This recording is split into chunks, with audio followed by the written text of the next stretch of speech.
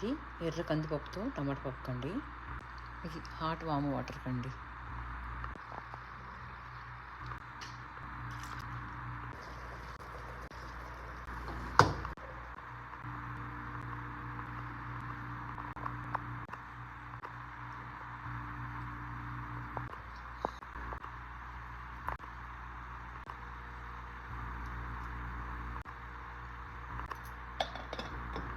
Up to 5 whistles అండి.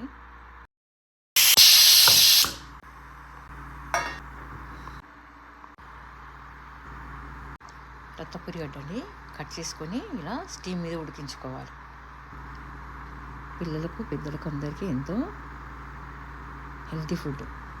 వంట చేసుకుంటూ మధ్య మధ్యలో ఎన్నో పనులు చేసుకోవచ్చు. పొద్దున్నే బేసన్ అయిపోయిందండి దోశకి.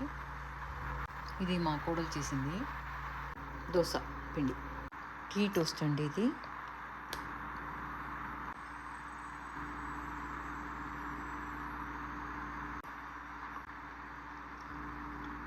చాలా చాలా బాగుందండి. ప్లీజ్ ట్రై ఇట్ అండి. Tea and toast.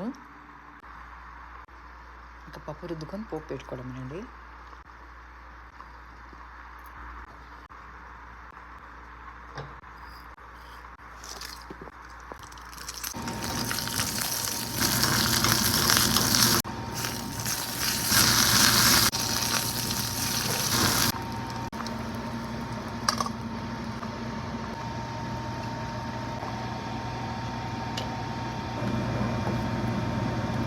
తగినన్ని వాటర్ పోసి ఉప్పు పెట్టేసి తగినన్ని వాటర్ పోసి ఉడికించుకోవడమే అండి.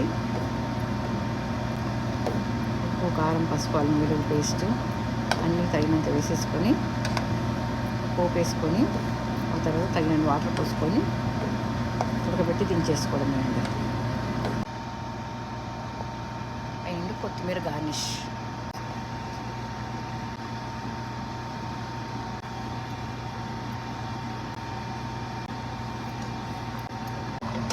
రైస్ అయిపోయిందండి.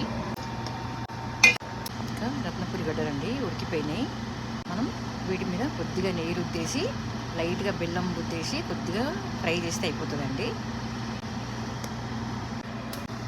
ఇంకా వడియాలు పాపడాలకండి ఇప్పుడే వంట చేసేటప్పుడే మనం ఫ్రై చేసి పెట్టేసుకుంటే నూనె అయిపోతుంది పని.